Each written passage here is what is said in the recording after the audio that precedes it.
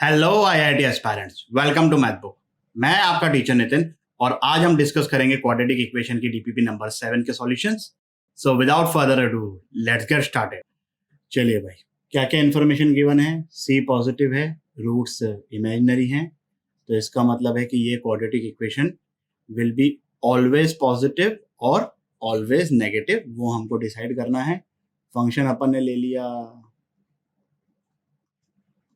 f of x, which is ax square plus 2bx plus 3c। x को 0 substitute किया तो f of 0 is equal to 3c which is positive, क्योंकि c greater than 0 है। इसका मतलब ये हुआ कि ये जो क्वाड्रेटिक एक्सप्रेशन है ये उस कैटेगरी को बिलोंग करता है जहां पर सबके सब वैल्यूज पॉजिटिव है फॉर एनी x। अब मुझे इस प्रकार के कॉम्बिनेशन को बनाने का कुछ जुगाड़ करना पड़ेगा भाई। f of 4 will be equal to 16a plus 8b plus 3c और ये ग्रेटर देन 0 है। 17 है, इधर 8b है, इधर 4b है, तो क्या सब्सटीट्यूट करें। f of -1/2 ये कितना आ जाएगा, a/4 minus b plus 3c, और एलसीएम लेने के बाद this will become 1/4 times a -4b plus 3c था, तो ये बन गया 12c और ये है ग्रेटर देन 0। अब अगर 1/4 टाइम्स ये ग्रेटर देन 0 है, मतलब ये अंदर का एक्सप्रेशन भी ग्रेटर देन 0 है, तो मेरे पास क्या आ गया, a -4b plus 12c greater than 0। और हम ऑलरेडी क्या निकाल चुके हैं, 16a plus 8b plus 3c, तो 16a plus 8b plus 3c ये भी निकाल चुके हैं कि ये पॉजिटिव है। अब मैं इन दोनों को ऐड करूंगा तो ये दो चीजें तो मुझे मिल गई, तो इन दोनों को ऐड करके मुझे क्या मिल रहा है, 17a plus 4b plus 15c ये आ गया पॉजिटिव, क्योंकि दोनों ही एक्सप्रेशन पॉजिटिव हैं। मुझे क्या चाहिए, 19c चाहिए।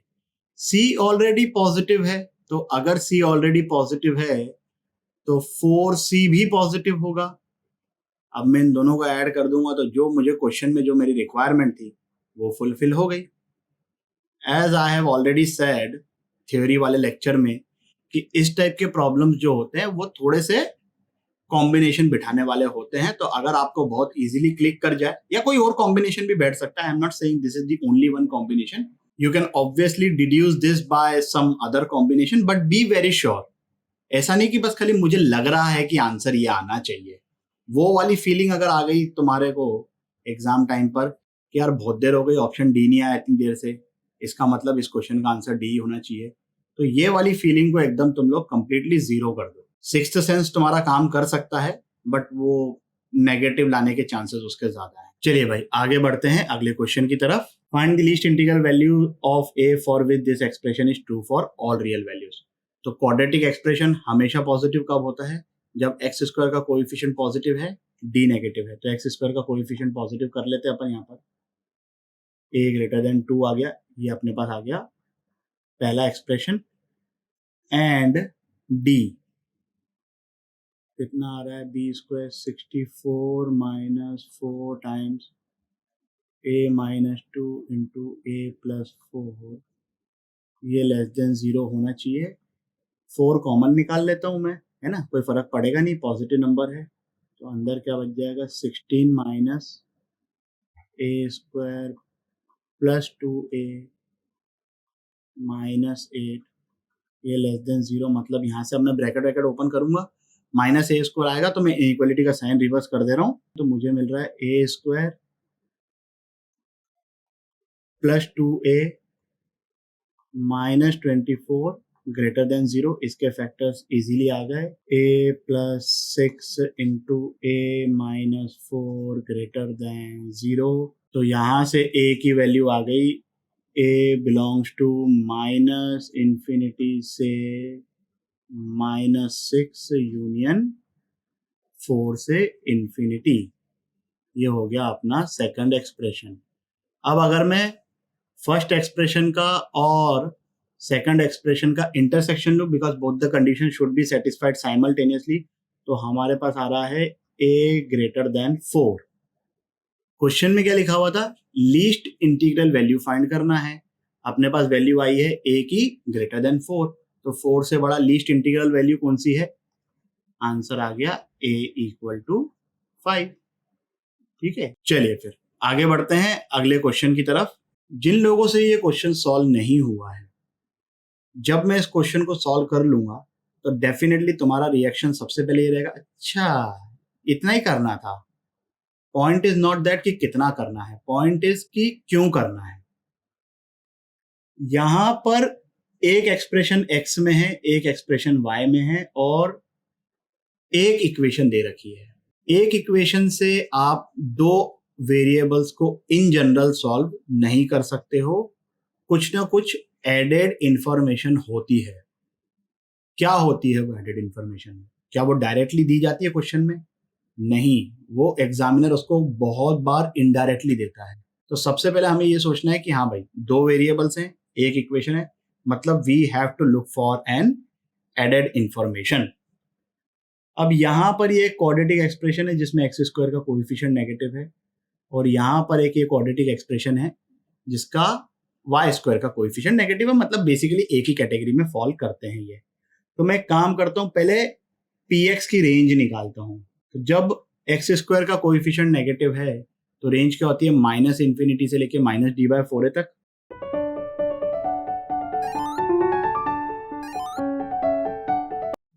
-d/4a पे क्लोज्ड ब्रैकेट, तो यहां से इसकी रेंज क्या आ गई, माइनस इंफिनिटी से लेकर 8/3 क्लोज्ड ब्रैकेट। सिमिलरली जब तुम q ऑफ y की रेंज फाइंड करोगे, क्योंकि वहां पर भी जो लीडिंग टर्म है उसका कोएफिशिएंट नेगेटिव है, तो q ऑफ y की रेंज आ रही है अपनी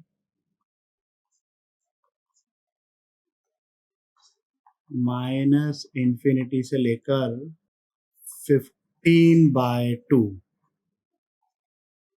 अब देखो क्या इंफॉर्मेशन गिवन है, ये इंफॉर्मेशन गिवन है कि इन दोनों का प्रोडक्ट जो है वो 20 है।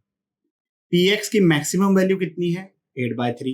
qy की मैक्सिमम वैल्यू कितनी है, 15/2। तो इन दोनों की मैक्सिमम वैल्यू का प्रोडक्ट कितना आ रहा है, 8/3 इंटू 15/2, वो आ रहा है 20।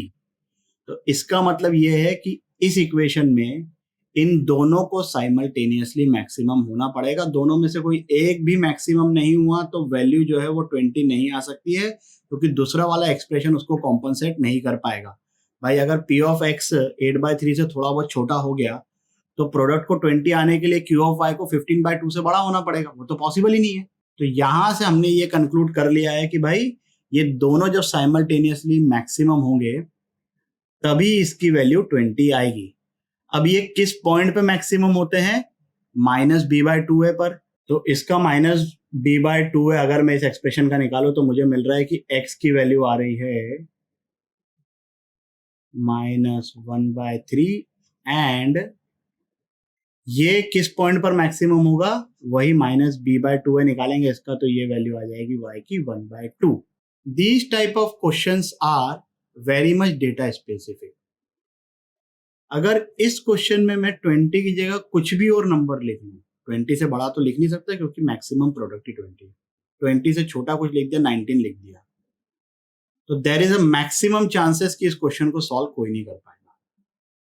किस्मत अच्छी हुई, डेटा ऐसा आया, तुक्का लग गया कि भाई देख के ऑब्जर्व कर लिया कि अच्छा ये x और y की वैल्यू है जिसके लिए इसका प्रोडक्ट ऐसा बन रहा है, तो वो ठीक है, वो हिट एंड ट्रायल वाली बात है, वो कभी कभी ट्रू होगी, कभी कभी नहीं होगी, इनफैक्ट मैक्सिमम टाइम नहीं होगी। आगे बढ़ते हैं फिर, देखिए भाई क्या क्या लिखा हुआ है। ये 3 क्वाड्रेटिक पॉलिनोमियल्स हैं जिनके लीडिंग कोएफिशिएंट पॉजिटिव हैं। और डिस्टिंक्ट भी है। चलिए, तो लेट्स से कि मैंने, अच्छा इन सब में क्या एक एक कॉमन रूट है, each pair have exactly one common root. तो लेट्स से मैं एफ एक्स को मान लेता हूँ a times x minus alpha x minus beta. Alpha और बीटा इसके रूट्स हो गए, ए इसका लीडिंग कोएफिशिएंट हो गया, पॉजिटिव हो गया।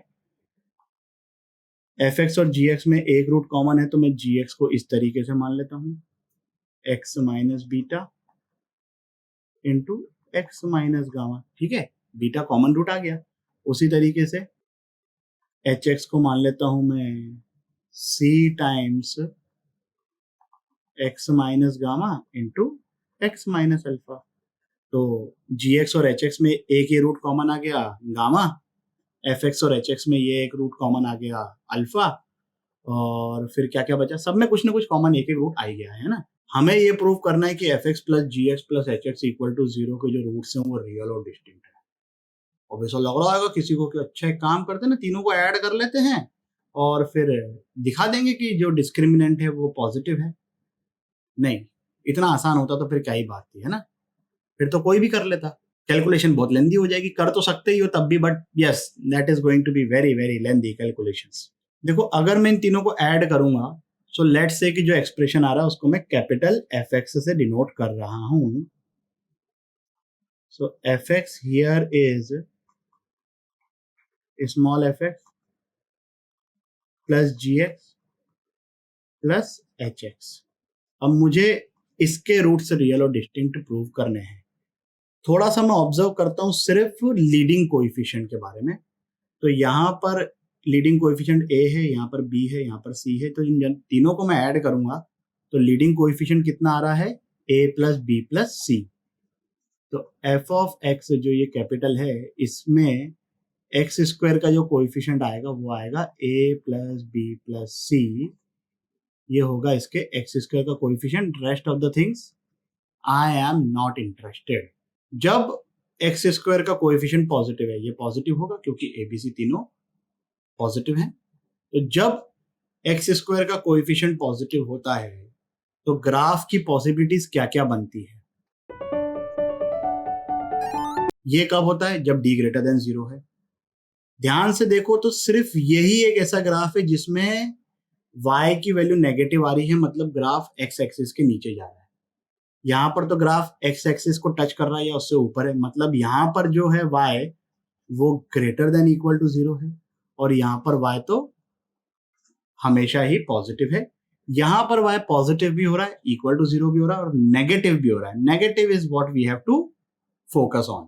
तो अगर मैं किसी क्वाड्रेटिक एक्सप्रेशन में जिसमें लीडिंग कोएफिशिएंट पॉजिटिव है, ये प्रूव कर दूं कि there exist at least one value for which that function is becoming negative, तो क्या हमारा मोटिव सक्सेसफुल हो जाएगा? क्या ये बात प्रूव हो जाएगी कि उसका डी ग्रेटर देन जीरो होगा?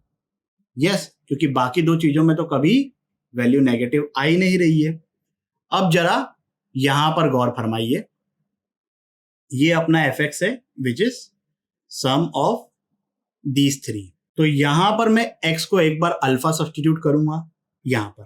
तो जैसे ही मैंने x को अल्फा सब्सटीट्यूट किया, अल्फा माइनस अल्फा ये जीरो हो जाएगा।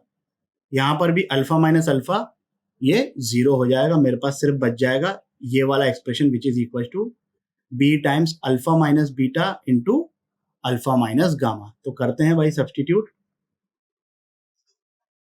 एफ ऑफ अल्फा क्या आ गया मेरा, B times alpha minus beta into alpha minus gamma. फिर मैं सब्सटीट्यूट कर रहा हूं x की जगह बीटा। तो बीटा सब्सटीट्यूट करने पर ये वाला एक्सप्रेशन जीरो हो जाएगा, एफ एक्स वाला। जी एक्स वाला एक्सप्रेशन जीरो हो जाएगा। मेरे पास सिर्फ बच जाएगा c times beta minus gamma into beta minus alpha. तो उसको भी करते हैं substitute. And on similar grounds में एक बार गामा को भी सब्सटीट्यूट कर रहा हूं, तो मेरे पास आ जाएगा a times gamma minus alpha to gamma minus beta. अब मैं कर रहा हूं इन तीनों को मल्टीप्लाई। वो मल्टीप्लाई करने से देखो होगा क्या। यहाँ पे अल्फा माइनस बीटा है, यहाँ पे बीटा माइनस अल्फा है। तो इन दोनों में से मैं -1 कॉमन निकाल लेता हूँ, तो वो अल्फा माइनस बीटा का स्क्वायर बन जाएगा विद माइनस साइन। एक माइनस साइन ध्यान आया, ठीक है ना, लिख नहीं रहा हूँ, चीजों को ध्यान रखना। एक माइनस साइन आया अभी तक के। फिर यहाँ पर अल्फा माइनस गामा है, यहाँ पर गामा माइनस अल्फा है, तो इसमें से मैं माइनस एक और निकाल लेता हूँ, तो वो बन जाएगा गामा माइनस अल्फा का स्क्वायर। एक और माइनस आ गया तो माइनस माइनस क्या हो गया, प्लस हो गया। फिर जब मैं इन दोनों को, ये भी दोनों मल्टीप्लाई होंगे ना भाई, तो ये है बीटा माइनस गामा, ये है गामा माइनस बीटा, तो इसमें से फिर माइनस साइन कॉमन निकाला तो वो बीटा माइनस गामा का स्क्वायर बन जाएगा। एक और माइनस आ गया, तो टोटल कितनी बार माइनस आया अपने पास, 3 बार माइनस आया है। तो क्या बन गया भाई, effectively F of alpha into F of beta into F of gamma, ये बन गया minus times A B C. ये तीनों भी मल्टीप्लाई होंगे, और अपन ऑलरेडी बोल चुके हैं कि स्क्वायर बन रहे हैं अंदर, अल्फा माइनस बीटा का स्क्वायर, बीटा माइनस गामा का स्क्वायर, गामा माइनस अल्फा का स्क्वायर। अब ए बी सी तीनों पॉजिटिव हैं, तो ये माइनस साइन आ गया।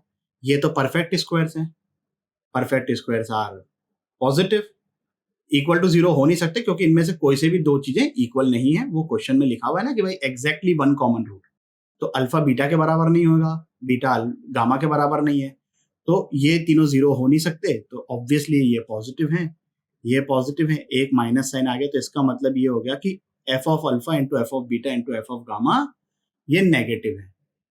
3 क्वांटिटीज का प्रोडक्ट अगर नेगेटिव है तो क्या होता है, या तो तीनों के तीनों नेगेटिव होते हैं, या तो एक कोई नेगेटिव होगा और 2 पॉजिटिव होंगे। हमको तो भाई यही शो करना था ना कि कैपिटल एफ ऑफ एक्स की वैल्यू कभी ना कभी एक पॉइंट के लिए तो एटलीस्ट नेगेटिव है, और एक बार हमने ये शो कर दिया कि हाँ भाई एक पॉइंट के लिए नेगेटिव है, तो हम ये कंक्लूड कर सकते हैं कि जो ग्राफ है वो इस प्रकार का है। ग्राफ अगर इस प्रकार का है तो इसका मतलब है कि रूट्स कैसे हैं, रियल एंड डिस्टिंक्ट। इस वीडियो के लिए बस इतना ही। आशा करता हूं कि आपके सभी डाउट्स क्लियर हो गए होंगे। अगर हो गए हैं तो लाइक, कमेंट, सब्सक्राइब करें और अपने दोस्तों के साथ भी शेयर करें। अगले वीडियो तक के लिए सावधान रहें, सुरक्षित रहें। जय हिंद।